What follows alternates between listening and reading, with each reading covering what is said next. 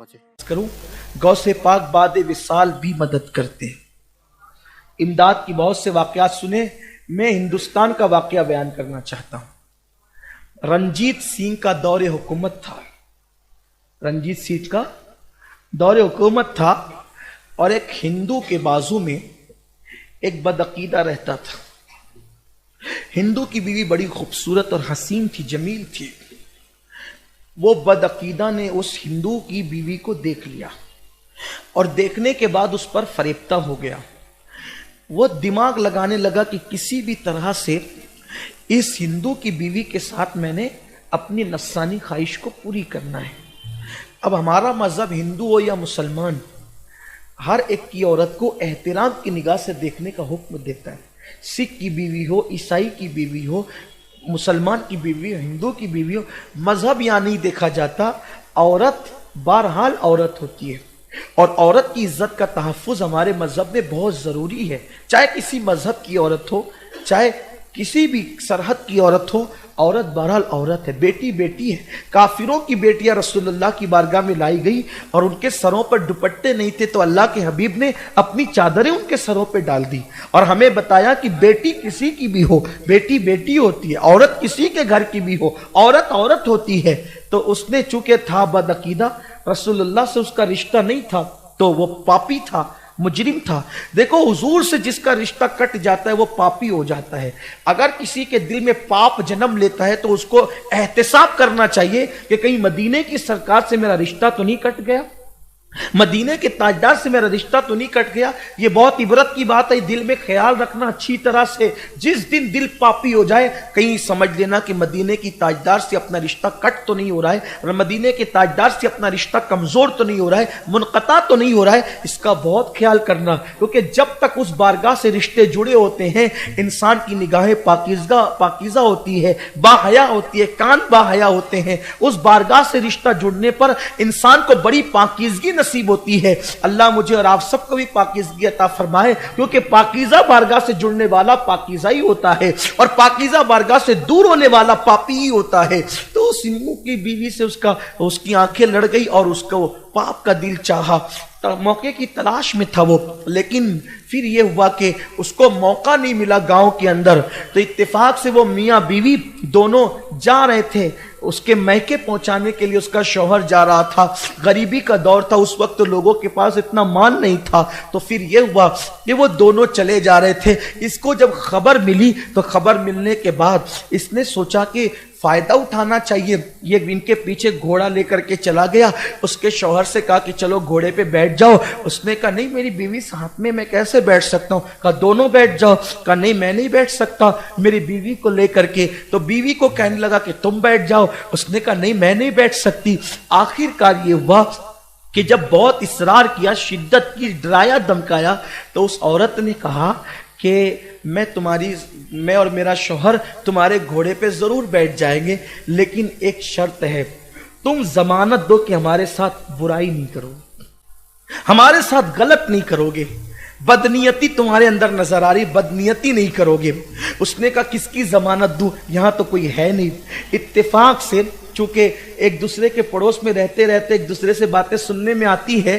اس پڑوس میں تو بدعقیدہ تھا، اس پڑوس میں غوث پاک کی کوئی کنیز رہتی تھی، اس سے اس کی دوستی تھی۔ تو وہ جو کنیز تھی غوث پاک کی سنی کنیز، وہ اس کو بتاتی تھی کہ ہمارے مرشد غوث پاک ہیں، ان کی کرامت یہ ہے، وہ مدد کے لیے آتے ہیں، وہ امداد کے لیے آتے ہیں، ان کو پکارو تو وہ مدد کرتے ہیں، اور یہ ہوتا ہے اور یہ ہوتا ہے اور یہ ہوتا ہے اور یہ ہوتا ہے اور یہ ہوتا ہے، یہ سب چیزیں وہ بتاتی تھی۔ تو یہ مذہب کی مسلمان نہیں تھی، لیکن چونکہ اولیاء اللہ کی کرامت سن سن کر کے اس کے دل میں غوث پاک کی محبت پیدا ہو گئی تھی۔ تو اس کی سوچا کہ مسلمان ہے، اب وہ تو بیچاری دوسرے مذہب کی تھی، سمجھا کہ سارے مسلمان ایک جیسے ہوتے ہیں، جیسے کہ آج بھی دوسرے لوگ سمجھتے ہیں سب ایک جیسے ہوتے ہیں، اسی لیے لوگ بدگمان بھی ہوتے ہیں۔ اللہ اکبر۔ تو جب اس نے کہا کہ یہاں جنگل میں کون ہے جو جس کی ضمانت دوں، کہ ایک کام کرو، وہ تمہارے جو بغداد والے بڑے پیر ہیں نا، ان کی ضمانت دے دو، بس میں تمہاری سواری پر بیٹھ جاؤں گی، اپنے शौहर के साथ। अब चूंकि वो था बदमजहब, उसने सोचा कि बड़े पीर के नाम से मेरी बिगड़ी बन रही है ना। जब तकरीर करते हैं तो कहते हैं हराम है, शिर्क है, बिदअत, लेकिन जब मुराद मिलने वाली होती तो फिर बराबर याद आते हैं। फिर क्या हुआ, कहा कि ठीक है तुम वो जो बड़े पीर बगदाद वाले ना, बड़े पीर साहब, हम जो वो उनकी जमानत देते हैं, बैठ जाओ तुम्हें कुछ नहीं होगा। अब जैसे दोनों मियां बीवी घोड़े पर बैठे, इसने निकाली तलवार और तलवार निकाल करके इसके शौहर को कत्ल कर दिया। जैसे शौहर को कत्ल किया, उसकी लाश गिराई और घोड़ा दौड़ाने लगा। जब घोड़ा दौड़ा रहा था तो वो पीछे मुड़ मुड़ कर देखती थी, पीछे मुड़ मुड़ कर देखती थी, पीछे मुड़ मुड़ कर देखती थी। उस बदबख्त ने कहा, ए लड़की, तू पीछे मुड़ मुड़ कर किसे देख रही है? तो उसने कहा, बगदाद वाले बड़े पीर साहब को देख रही है। बगदाद वाले बड़े पीर साहब को देख रही है।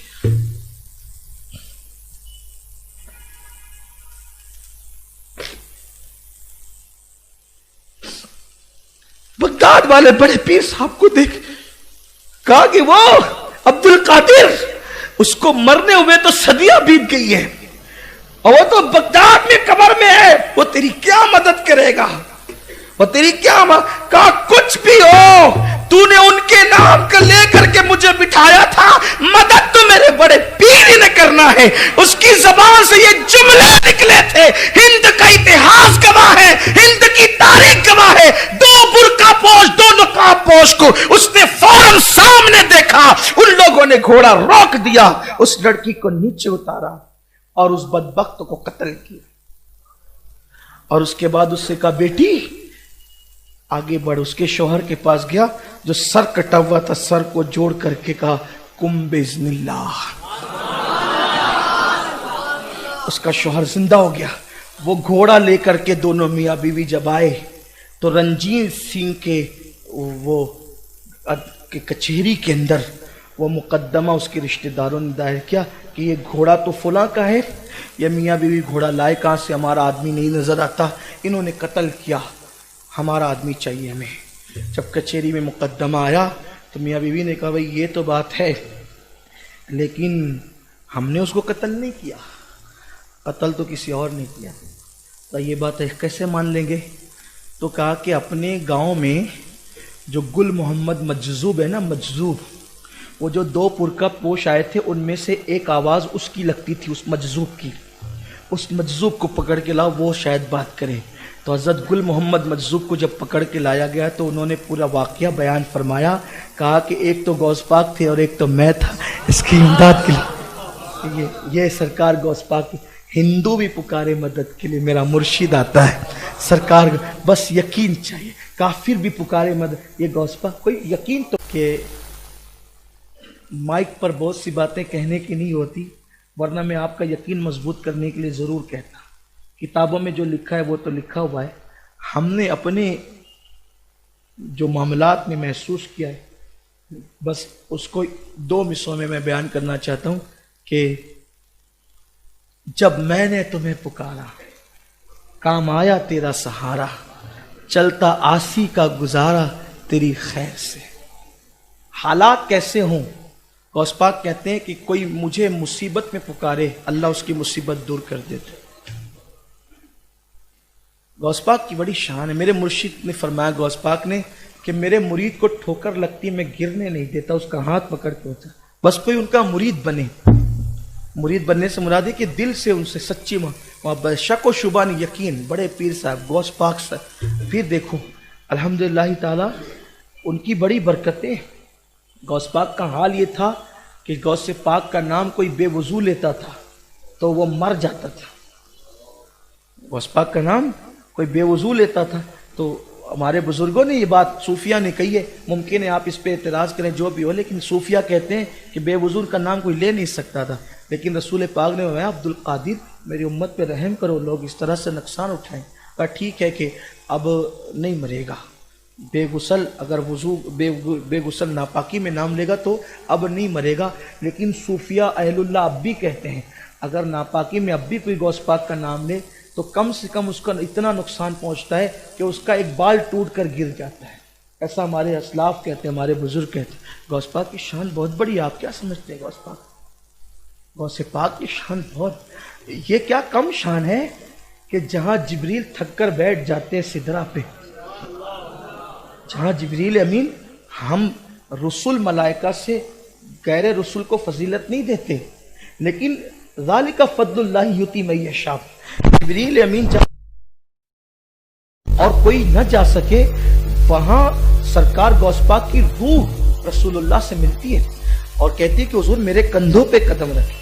حضور جو سدرہ سے آگے بڑھے اور قاب قوسین میں پہنچے تو ایک روایت خود امام اہل سنت نے بھی لکھا ہے اس کو کہ رسول پاک نے غوث پاک کے کندھے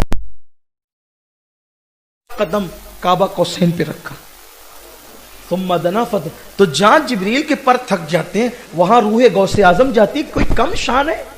کوئی کون چھوٹا موٹا مقام ہے کسی کی ایسی شان کائنات ولایت کے اندر؟ یہ میرے اور پھر شیخ شہاب الدین عمر سہروردی کہتے ہیں اسی واقعے کا اثر تھا کہ جب غوث پاک پیدا ہوئے تو آپ کی پیٹھ پر رسول پاک کے قدم کا نشان موجود تھا۔ یہ حضور غوث پاک کی شان، رشتہ مضبوط کرو، مصیبتیں نہیں آئے گی مصیبت، رشتہ، اور آئے گی بھی نا تو زیادہ دن تک ٹکے گی نہیں، بھاگے گی۔ میں ہمارے مرشدان طریقت میں سے ایک بزرگ ہے حضور اچھے میاں ماریروی، ان کا شعر مجھے بہت اچھا لگتا ہے، مجھے بہت لذت آتی ہے۔ کہتے غلام غوث اعظم، اس کو یاد کر لو، اگر مصیبت میں پڑھو تو مصیبت بھاگ جاتی ہے۔ غلام غوث اعظم بے کس و مضطر نمی مانن، غلام غوث اعظم بے کس و مضطر مانن شب دیگر نمی مانن۔ کہتے ہیں غوث پاک کا جو غلام ہے وہ بے کس اور پریشان کبھی نہیں ہوتا، اور اگر ہوتا ہے تو صرف ایک رات کے لیے ہوتا ہے، اس کے بعد پھر کبھی نہیں ہوتا۔